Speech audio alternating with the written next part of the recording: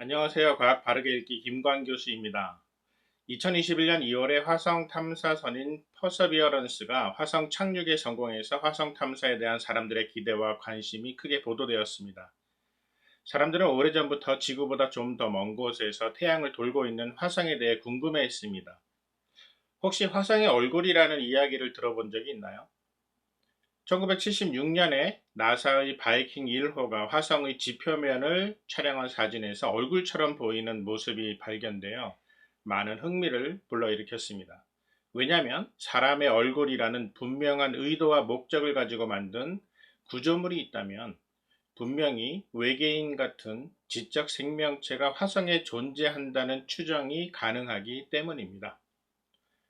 그런데 그 이후에 1998년, 2001년, 2006년 등 점점 더 성능이 좋은 카메라로 화성의 표면을 촬영한 사진들이 공개되면서 더 이상 화성의 얼굴은 특별한 구조물이 아니라 바위산에 불과하다는 결론이 났습니다. 화질이 좋지 않은 사진에서 튀어나온 바위와 그 그림자가 얼굴처럼 보였고, 사람들은 화성에 뭔가 문명을 가진 지적 생명체가 있다는 착각을 하게 만든 것이었죠. 1997년에 개봉된 콘택트라는 영화가 있습니다. 이 영화에는 전파 망원경으로 지구 밖의 우주에서 신호를 수신하는 장면이 나오는데, 주인공이 어느 날 수신된 신호에서 특별한 패턴을 찾아냅니다. 이 패턴은 바로 2, 3, 5, 7, 11, 13, 이렇게 수학에서 소수라고 부르는 숫자들이 순서대로 나온 것입니다. 아무런 의미 없는 잡음처럼 보이는 신호 중에 특별한 의도를 가진 신호가 있다는 것은 분명히 지적인 존재가 만들어낸 것으로 볼 수밖에 없다는 것입니다. 실제로 지구 밖의 우주에서 들어오는 신호를 수신하여 그 안에 외계의 지적 생명체의 존재를 확인하려는 연구가 세티라는 이름의 프로젝트로 1980년대에 시작하여 지금까지 진행되고 있습니다. 이런 연구의 바탕에 깔려있는 기본적인 생각은 특별한 의도로 만들어진 신호, 즉 정보는 반드시 지적인 생명체가 만들어낸 것일 수밖에 없다는 것입니다. 오늘 이야기에서 꼭 기억해야 하는 것이 바로 이것입니다. 정보는 반드시 지적인 존재를 통해서만 만들어질 수 있습니다. 생명체의 정보 이야기, 지금 시작해 보겠습니다. 여러분 혹시 컴퓨터의 키보드로 아무렇게나 타이핑을 하게 된다면 뭔가 의미 있는 단어나 문장이 만들어질 수 있을까요? 예를 들어 이런 무작위적인 과정을 통해 어떤 시나 소설의 일부분과 똑같은 문장이 우연히 타이핑 될 수 있을까요? 이와 관련된 실제 실험이 있었습니다. 예전에 영국 플리머스 대학의 연구진이 동물원에 있는 6마리의 원숭이에게 키보드와 컴퓨터 스크린을 설치해주고 무언가를 타이핑하는 실험을 몇 주 동안 진행하였습니다. 물론 실험 초반에 원숭이들은 컴퓨터의 키보드를 타이핑하는 행동 자체를 하려고도 하지 않았습니다. 실험이 끝난 후 원숭이들이 타이핑한 내용이 여러 페이지가 나왔지만 이 중에서 의미 있는 제대로 된 단어는 단 하나도 찾아볼 수 없었습니다. 이런 실험을 통해 무작위적으로 알파벳을 타이핑하는 일을 아주 오랫동안 진행한다면 소설책 몇 페이지 정도는 우연히 만들어질 수도 있지 않을까라는 기대를 했지만 결국 실험은 실패로 끝났습니다. 시나 소설 속의 단순한 문장 하나라도 우연히 생겨나지 않습니다. 왜냐하면 겉모습은 알파벳과 같은 문자 기호를 나열한 것이지만 핵심은 바로 문장 속에 글자의 순서가 의미를 가지고 있기 때문입니다. 그래서 정보라고 부르는 것입니다. 영어로 쓰인 한 권의 소설책을 기계적으로 분해하면 수많은 문장으로 나눌 수 있으며 이 문장들은 결국 26개 종류의 알파벳들로 구성된 수많은 단어로 나눠집니다. 알파벳 글자를 좀 더 간단한 방식으로 표현하는 규칙이 있습니다. 바로 모스부호입니다. 모스부호는 문자 정보를 짧은 신호와 긴 신호의 조합으로 전송하는 방법입니다. 모스보호는 전기 신호나 전파뿐만 아니라 소리, 빛, 색깔 등 다양한 매개체를 이용하여 전달될 수 있습니다. 영어 알파벳의 경우에는 모스부호가 세 가지 종류, 즉 선, 점, 그리고 글자 사이를 나타내는 공백 기호로 나눌 수 있습니다. 예를 들어 모스부호로 점점점, 선선선, 점점점 이라는 신호를 만들어 보낸다면 영어로는 SOS, 그러니까 구조 요청이라는 정보를 전달할 수 있습니다. 실제로 이런 구조 신호를 불빛이나 소리 등의 다양한 물질에 담아서 전달하면 이 정보를 받아서 해독할 수 있는 사람에게 누군가가 구조 요청을 하고 있다라는 사실이 알려지게 됩니다. 이렇듯 세 가지 종류의 기호를 미리 정해져 있는 규칙에 따라 순서대로 끊임없이 배치한다면 글자, 단어, 문장을 이루어 한 권의 소설책도 만들어 전달할 수 있습니다. 여기에서 정보라는 것은 바로 정해져 있는 순서를 말합니다. 만약 모스부호와 같이 사전에 정해진 약속에 따른 규칙이 없다면 이 신호는 무엇을 의미하는지 보내는 사람도 받는 사람도 알지 못하는 무의미한 잡음이 될 뿐입니다. 언어는 인간에게만 볼 수 있는 특별한 능력입니다. 우리가 알고 있는 것처럼 언어는 문장과 단어, 글자로 구성되어 있습니다. 그러나 글자나 단어를 아무렇게나 만들어낸다고 해서 의미 있는 문장이 만들어지지 않는 것처럼 언어는 매우 정교한 원리와 규칙이 지켜져야 하는 고도의 지적 행위입니다. 20세기 과학자들이 모든 생물체 안에 들어있는 특별한 언어를 발견하였습니다. 바로 DNA라고 부르는 것입니다. 생명체 안에 들어있는 세포 안에 들어있는 DNA는 꽃의 경우 꽃잎의 색깔이나 모양에서부터 사람에게는 머리카락이 곱슬인지 직모인지 눈동자의 색깔은 어떠한지 등등 생명체의 모든 것들을 상세하게 설계한 놀라운 정보들이 도서관처럼 저장되어 있습니다. 생명체의 DNA는 여러 가지 측면에서 언어와 많이 닮아 있습니다. 한번 살펴볼까요? 조금 전에 모스부호가 점, 선, 공백 세 종류의 기호를 가지고 모든 알파벳을 표현할 수 있다고 했습니다. 이에 비해서 생명체의 DNA는 네 가지 종류의 염기라는 물질을 가지고 유전 정보를 표현하고 있습니다.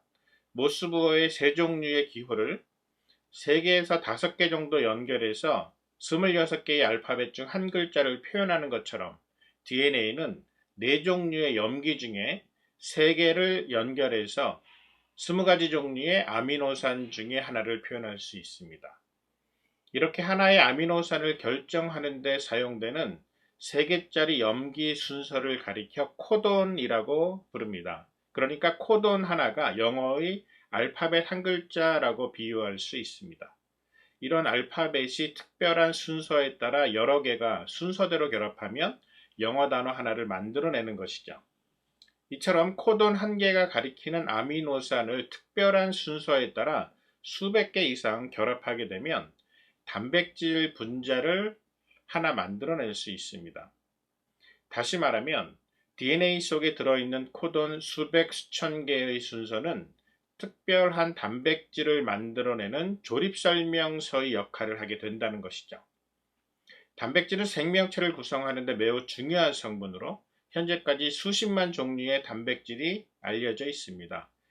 간단하게 정리하자면 4종류의 염기 중 단 3개로 표현하는 코돈으로 알파벳과 같은 20개의 아미노산 중 한 가지를 의미하게 되고, 이런 코돈이라는 유전자 알파벳을 통해서 어떤 생물이건 간에 그 생물에 필요한 단백질들을 모두 만들어낼 수 있는 설계도가 생명체 안에 들어있다는 것입니다. 이렇듯 생명체는 복잡하고 치밀하게 설계된 유전 정보로 가득합니다.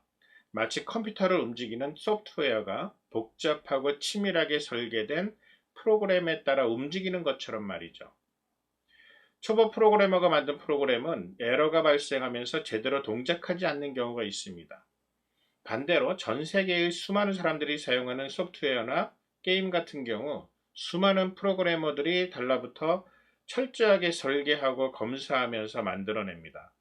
만약에 이런 수준의 소프트웨어 프로그램 소스 코드를 초보자가 어딘가에서 우연히 얻어 잘 짜기 위해서 만들었다고 하면 믿을 수 있을까요? 아무도 믿지 않을 겁니다. 많은 사람들이 사용하고 즐기는 인기 있는 소프트웨어라면 이를 만들어낸 개발자들은 높은 연봉을 받으며 그 능력을 인정받고 있습니다. 인터넷을 검색해보면 수많은 컴퓨터 프로그램들의 소스들이 공개되어 있습니다. 지금이라도 누군가가 어떤 문제의 해결책을 찾기 위해 참고할 만한 프로그램 소스 파일을 찾으려고 한다면 수십 개에서 수천 개 이상의 소스들을 찾아낼 수 있습니다. 그리고 찾아낸 소스들 중에는 비슷비슷한 소스들도 많이 볼 수 있습니다. 이때 비슷해 보이는 소스들 중에 어떤 소스가 최초의 원본인지 또 그 저자가 누구인지는 알기 어려울 수 있습니다. 하지만 어느 누구도 이런 프로그램 소스들이 프로그래머 없이 우연히 만들어졌다고는 생각하지 않습니다. 프로그램 소스의 존재는 필연적으로 프로그래머의 존재를 암시하기 때문입니다. 그렇기 때문에 어떤 소프트웨어의 성능이 훌륭하다면 그 프로그램 소스를 만든 프로그래머의 능력이 대단하다고 인정하고 칭찬해야 하지 않을까요? 사실 생명체 내에 들어있는 유전 정보는 생명체를 존재하게 해주는 매우 훌륭하게 제작된 소프트웨어와도 같습니다. 그리고 이런 생명체 소프트웨어의 소스 코드가 바로 DNA 속에 들어 있습니다. 생명체 세포 속의 DNA는 겉모습은 화학물질로 보이지만 실제로는 그 속에 숨겨진 유전 정보가 훨씬 중요합니다. 마치 컴퓨터 프로그램이 담겨진 USB 메모리의 값어치는 메모리를 구입할 때 지불했던 금액이 아니라 그 속에 들어있는 소프트웨어의 중요도에 따라 가격이 매겨지는 것과 같습니다. 그렇다면 생명체 내에 들어있는 설계도인 유전 정보는 어떻게 생겨났을까요? 아니, 질문에 문제가 있습니다. 생명체 내의 유전 정보는 누가 만들었을까요? 아마 여러분들은 고등학교 과학 시간에 지구 최초의 생명체가 우연히 생겨났다고 배웠을 것입니다. 이 얘기는 최초의 생명체 속에 당연히 있었을 유전 정보 역시 우연히 생겨났다는 말이 됩니다. 이때의 최초 생명체는 매우 단순한 생명체라고 배웠을 것입니다. 지금 우리 주위에 살고 있는 생명체들은 엄청나게 복잡한 유전 정보를 가지고 있습니다. 그렇다면 오래전에 단순한 유전 정보를 가진 생명체가 시간이 지나면서 점점 복잡하고 많은 유전 정보를 가지게 되었다는 말일까요? 과연 이런 일이 가능할지 조금 더 따져보겠습니다. 이전에 살던 생명체에는 없었던 유전 정보가 시간이 지나면서 우연하게 새롭게 생기거나 추가될 수 있는지 다음과 같은 간단한 예를 들어볼 수 있습니다. 초등학생이 쓰는 일기장 한 페이지가 발견되었습니다. 이 한 페이지의 일기장이 시간이 지나면서 어떻게 발전될 수 있을까요? 혹시 이 페이지 속에 들어있는 몇 개의 글자나 단어를 가지고 복사하기, 오려두기, 붙여넣기를 수백 번 또는 수천 번 실행하면 일주일치의 일기가 만들어질 수 있을까요? 당연히 불가능하겠죠. 아무리 복사 붙여넣기를 하더라도 초등학생의 하루치 일기장의 내용이 일주일치 일기장으로 발전할 수는 없습니다. 횟수가 부족했다고 할 수 있을까요? 수백만 번 정도는 복사하기, 오려두기, 붙여넣기를 한다면 어떨까요? 혹시 수억 년 동안 복사 붙여넣기를 한다면 한 편의 멋진 회고록이 만들어질 수 있을까요? 맞습니다. 이런 일은 일어날 수 없습니다. 정보라는 것은 시간이 아무리 지나도 우연히 새로운 정보가 만들어지는 일은 일어나지 않습니다. 이와 마찬가지로 아주 단순한 생명체가 있었다고 하더라도 이런 생명체가 시간이 지나면서 복잡한 유전 정보가 우연히 저절로 생겨나서 복잡한 생명체로 변화되는 일 역시 가능한 일이 아닙니다. 지금 우리가 살고 있는 지구에는 수많은 종류의 동물과 식물들이 살고 있습니다. 그렇다면 이렇게 다양한 생명체 속의 유전 정보들은 과연 어디로부터 왔을까요? 예를 들어 볼까요? 여러분은 과학 시간에 공룡과 같은 파충류가 새와 같은 조류로 진화되었다고 배웠을 것입니다. 이 말을 쉽게 풀어서 얘기한다면 파충류의 피부를 덮고 있는 비늘이 변하거나 사라지고 대신 조류의 피부를 덮고 있는 깃털로 바뀌었거나 새롭게 생겨났다는 말이 됩니다. 이 말 속에 등장하는 유전 정보를 한번 따져보겠습니다. 일단 파충류 속에는 비늘을 만들어내는 데 필요한 유전 정보가 들어있을 것입니다. 그리고 조류 속에는 깃털을 만들어내는 데 필요한 유전 정보가 들어있겠죠. 이 두 가지 유전 정보는 당연히 같을 수가 없습니다. 그러니까 파충류 속의 비늘 만들어내는 유전 정보를 짜깁기 한다고 해서 조류 속의 깃털을 만들어내는 유전 정보로 바뀌지 않는다는 뜻입니다. 단순히 비늘이냐 깃털이냐의 문제가 아닙니다. 더 복잡한 정보가 훨씬 더 많이 있습니다. 피부가 비늘인 동물과 깃털인 동물은 겉모습뿐만 아니라 알을 낳고 성장하며 살아가는 데 필요한 것들이 전혀 다릅니다. 그래서 이런 것들에 관계되는 유전 정보 역시 전혀 다르기 때문에 파충류는 파충류로 살게 되고 조류는 조류로 살게 되는 것입니다. 만일 어떤 과학자가 비늘로 덮인 파충류로부터 깃털로 덮인 조류가 진화되었다라고 말하려면 파충류 속에 비늘을 만드는 데 사용된 유전 정보가 어떻게 조류에게서 깃털을 만들어내는 유전 정보로 바뀌었는지를 그 메커니즘을 설명해야만 합니다. 이와 동시에 파충류와 조류 각각이 전혀 다르게 갖추고 있는 생식과 성장에 관여하는 장기나 생체 조직, 체계들이 어떻게 바뀔 수 있었는지 설명해야만 합니다. 아직까지도 이런 설명은 과학적으로 입증된 바가 없습니다. 고등학교 과학 시간에는 최초의 우연히 생겨난 생명체는 박테리아 수준의 아주 단순한 생명체라고 얘기하고 있습니다. 여기에서부터 새로운 유전 정보가 계속 생겨나면서 수많은 동물과 식물로 진화했고 인간에까지 이르렀다고 말하고 있습니다. 여러분, 인간의 유전 정보가 얼마나 복잡한지 아십니까? 20세기 말인 1990년부터 인간의 유전 정보를 알아내기 위해 인간 게놈 프로젝트가 시작되었습니다. DNA를 구성하고 있는 염기를 분석하는 기술이 발전하면서 13년 정도가 지난 2003년에 1차 프로젝트가 끝났습니다. 여기에서 밝혀진 것은 사람 세포 한 개의 DNA에 들어있는 유전 정보는 1000페이지짜리 책 1000권 정도에 해당하는 분량이라는 것입니다. 이제 한 사람의 DNA 염기 순서 30억 개를 몇 시간이면 알아낼 수 있습니다. 최초의 생명체가 있었다고 하더라도 그 박테리아 수준의 유전 정보로부터 우연한 복사와 붙여넣기를 통해 1000페이지, 1000권 정도의 인간 DNA가 생겨날 가능성이 있을까요? 인간 게놈 프로젝트가 끝나고 나서 과학자들은 생명체의 유전 정보에 대해 많은 지식을 얻게 되었지만 역설적으로 인간의 유전 정보에 대하여 알고 있는 것보다 모르는 것이 훨씬 더 많다는 사실도 알게 되었습니다. 2013년은 DNA의 이중 나선 구조가 발견된 지 60주년이 되는 해였습니다. 이를 기념해서 세계적인 과학 잡지인 네이처에 DNA 특집이 실렸습니다. 그런데 그 특집 기사의 제목은 모르는 것들에 대한 축제였습니다. 이처럼 과학자들조차 생명체의 유전 정보에 대해서 모르는 부분이 훨씬 많다는 것은 인정하고 있습니다. 여러분, 돌연변이라는 말을 들어본 적이 있습니까? 생명체가 성장하고 번식하는 과정 중에 세포 안의 유전 정보가 복제되는 일이 반드시 필요합니다.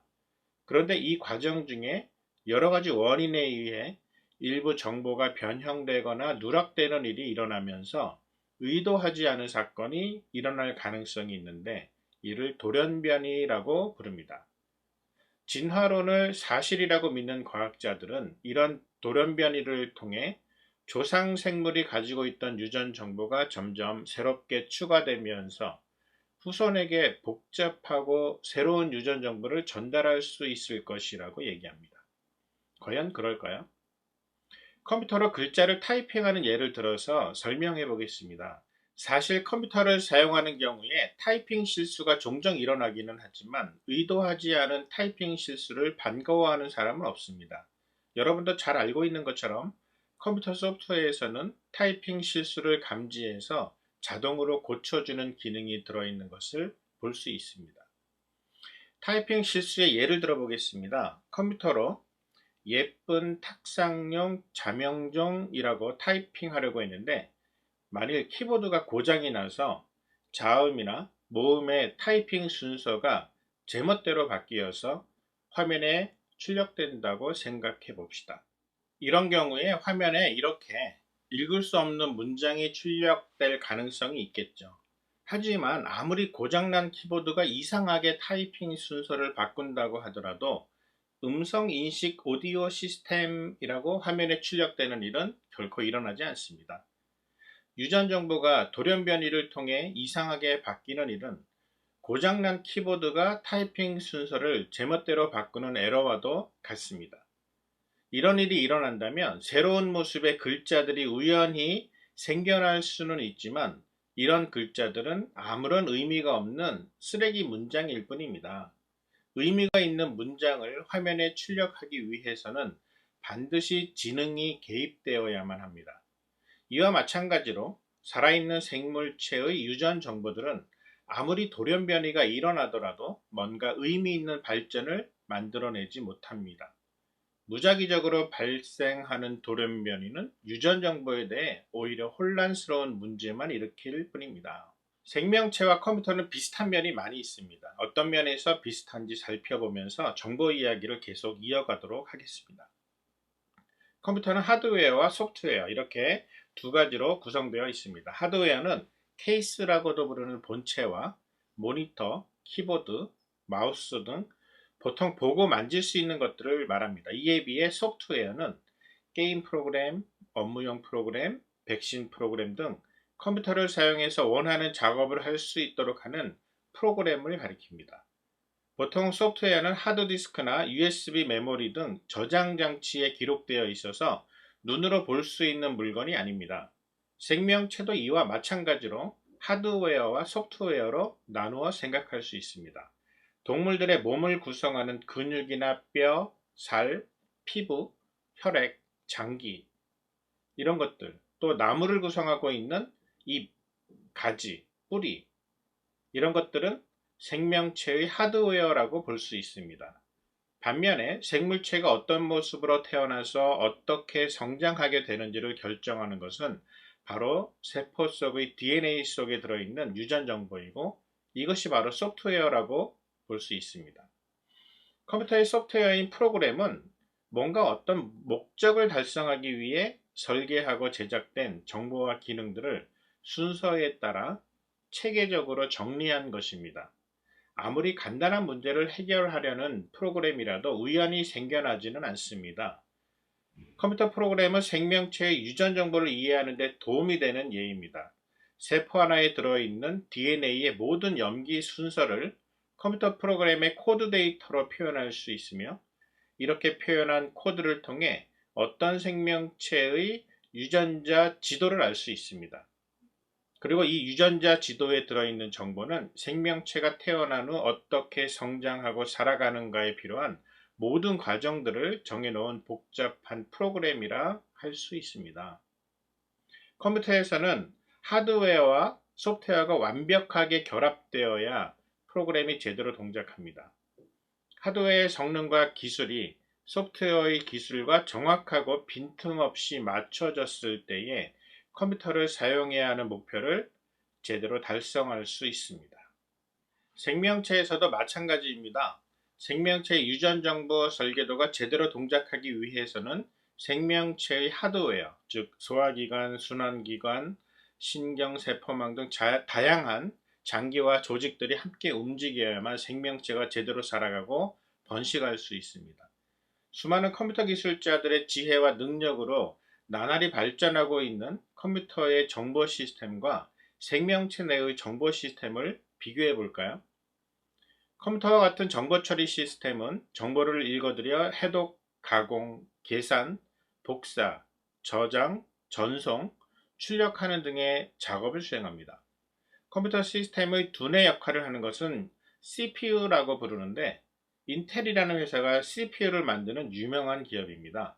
인텔에서 1971년에 4004라는 이름의 CPU를 만들었는데 이 CPU에 트랜지스터 2300개를 집어넣습니다. 20여 년이 지난 1992년에 펜티엄이라는 CPU를 만들었는데 여기에는 300만 개 정도의 트랜지스터를 집어넣습니다. 1400배 정도 더 정교해진 것입니다. 다시 20여 년이 지난 2015년에 나온 i7 5세대 CPU를 보면 19억 개 정도의 트랜지스터를 집어넣었습니다. 정보 처리 성능이 44년 만에 100만 배 정도 발전한 대단한 기술입니다. 이런 일이 어떻게 가능했을까요? 바로 인텔의 기술자들을 비롯해 관련 분야 전문가들의 지혜와 능력이 만들어낸 결과라고 할 수 있습니다. 컴퓨터 시스템의 저장 기술의 발전 역시 엄청났습니다. 1980년대 초에 등장한 8인치 크기의 플로피 디스크는 160kB의 데이터를 저장할 수 있었습니다. 160kB는 글자로 치면 16만 개에 해당되는 용량입니다. 이후 디스크의 크기가 줄어들고 저장 용량은 늘어났다가 2000년대에 들어 8MB, 즉 800만 글자 용량의 USB 메모리가 등장하면서 휴대용 저장 장치의 판도가 바뀌게 됩니다. USB 메모리 역시 불과 20년 만에 100만 정도의 메가 단위에서 조 단위의 테라 단위로 100만 배 가까이 발전했습니다. 최근 컴퓨터 시스템의 저장 장치로 각광받고 있는 SSD라는 것이 있습니다. 우리나라의 삼성전자가 세계 최고의 SSD 제작 기술을 보유하고 있습니다. 2006년도에 30억 글자 정도의 정보량을 담을 수 있는 32기가 SSD가 판매되기 시작했었는데 이후 12년 만에 2018년에 30테라 SSD가 출시되었습니다. 손바닥만한 장치 속에 담을 수 있는 정보량이 1000배나 증가하여 30조 개 정도의 글자를 담을 수 있게 된 것입니다. 이렇게 대단한 수준의 기술적인 발전은 우연히 일어나지 않았습니다. 엄청난 전문가들의 노력과 비용이 투입된 결과라는 사실을 기억해야만 합니다. 이제 생명체의 정보 처리 시스템으로 이야기를 옮겨보도록 하겠습니다. 모든 생명체는 살아있는 동안 다양한 외부의 자극을 감지하여 해독한 결과에 따라 적절한 반응을 보입니다. 이런 생명 반응이 바로 생명체가 살아있다는 증거이기도 합니다. 예를 들어 운동선수는 눈과 귀를 통해 얻은 시각 정보와 청각 정보를 인식하여 이 정보를 빠르게 뇌로 전달하게 됩니다.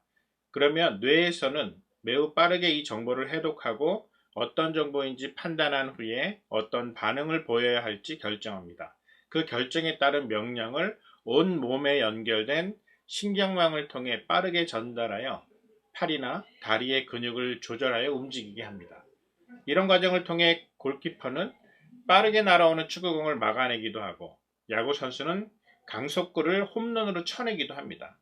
이러한 생명활동을 자세히 살펴보면 여러 감각기관을 통해 정보를 입력받는 일에서부터 전달받은 정보를 뇌에서 인식하여 해석, 판단, 기억하기도 하고 다른 장기나 신체기관으로 신호를 빠르게 전달하는 복잡한 네트워크 체계를 갖추고 있다는 것을 알 수 있습니다. 게다가 생명체가 유지되는 데 필요한 에너지를 확보하기 위해 음식의 섭취나 소화, 분해되는 과정이 진행되고 있으며 이렇게 확보한 양분들이 혈관을 통해 순환되며 발생된 노폐물을 배설하는 과정 모두가 엄청나게 복잡하고 정밀한 시스템으로 동작하고 있습니다. 인간의 뇌에는 1000억 개의 신경세포와 1000조 개의 신경세포 연결 지점이 있어서 뇌 속에서의 연결은 무한대라고 할 수 있습니다. 그리고 인체 내에서 양분과 산소를 공급하는 혈관의 길이를 합하면 12만 킬로미터 정도인데 지구 3바퀴를 돌 만큼의 길이입니다. 조금만 더 자세하게 생명체 안에서 진행되는 정보 저장 능력을 살펴보려고 합니다. 앞에서 말씀드린 것처럼 생명체의 세포 속 DNA에는 유전 정보, 즉 생명체의 설계도가 매우 안전하게 보관되어 있습니다. 인간의 경우 세포 한 개 속에는 30억 개 정도의 DNA 코드가 담겨져 있는데 이 정보의 양은 1000페이지짜리 책 1000권 정도라고 했죠. 이것을 컴퓨터 데이터로 계산하면 700MB 정도, 즉 7억 개 정도의 글자가 세포 한 개의 DNA 안에 들어간다는 말이 됩니다. 좀 전에 손바닥만한 SSD 메모리에 30조 개 정도의 글자를 담을 수 있는 기술이 개발되었다고 한 것을 기억하십니까? 30조 개 정도의 글자를 인간의 세포 속 DNA에 담을 수만 있다면 세포 몇 개가 필요할까요? 대충 계산해봐도 43,000개 정도의 세포만 있으면 됩니다. 성인 한 사람의 몸에 들어있는 전체 세포가 30조 개 정도로 추정되는 것을 기준으로 계산해보면 DNA의 정보 저장 능력을 인간의 저장 장치 기술과는 비교할 수조차 없을 만큼 대단한 것을 알 수 있습니다. 이러한 생명체의 DNA 정보 저장 방식을 연구해서 2017년에 DNA 1g 안에 215 페타바이트를 저장하는 수준의 기술이 발표되었는데, 이는 1조 개 정도의 글자를 담을 수 있는 테라바이트급 디스크를 20만 개 이상 합쳐놓은 정도의 정보를 단 1g의 DNA에 넣을 수 있다는 이야기입니다. 아직까지 경제적으로나 기술적으로 극복해야 할 것들이 남아있기는 합니다만, 전문가들은 몇 년 내에 상용화될 가능성을 예상하고 있습니다. 이렇듯 생명체 내에는 엄청나게 많은 용량을 저장하면서도 에너지가 거의 들지 않는 효율적이고 매우 안전하게 정보를 저장하는 장치가 들어 있습니다. 이 정도의 생체의 정보 저장 장치가 누군가의 지혜와 능력이 투입되지 않고도 우연하게 저절로 생겨날 수 있었을까요? 오늘 이야기를 정리해 보겠습니다. 정보는 보내는 쪽과 받는 쪽 사이에 미리 정해진 규칙에 따라 물질의 형태로 전달이 됩니다. 그래서 받는 쪽에서 이 규칙에 따라 어떤 정보인지 알게 됩니다. 그렇기 때문에 규칙이나 목적이 없이 우연하게 생겨나는 정보는 있을 수가 없고, 사전에 철저하게 약속된 규칙이 정해져 있어야 하고, 그 규칙에 따라 정보를 전달하고 전달받는 체계가 있어야만 합니다. 마치 컴퓨터와 같은 정보 처리 시스템처럼 말이죠. 생명체 속에는 유전 정보라고 부르는 설계도와 같은 중요한 정보가 들어있는데, 이 정보는 세포 속 DNA라는 생화학 물질에 담겨 있습니다. 그리고 부모를 통해 자녀에게로 전달됩니다. 그래서 부모 양쪽의 설계도를 전달받아 하나로 합쳐진 설계도를 통해 태어나고 자란 자녀들은 당연하게 부모를 닮게 되는 것입니다. 그리고 이 설계도를 통해 만들어지면서 자라난 신체의 모든 장기나 조직들 역시 엄청나게 복잡하고 빠른 정보 처리 시스템처럼 동작하고 있습니다. 그렇다면 이런 생명체 내의 정보는 과연 어디로부터 왔을까요? 창조주 하나님이 모든 생명체를 창조하셨다는 것을 믿지 않는 사람들은 DNA 같은 화학 물질에서 우연히 정보가 생겨난 것이라고 말하기도 합니다.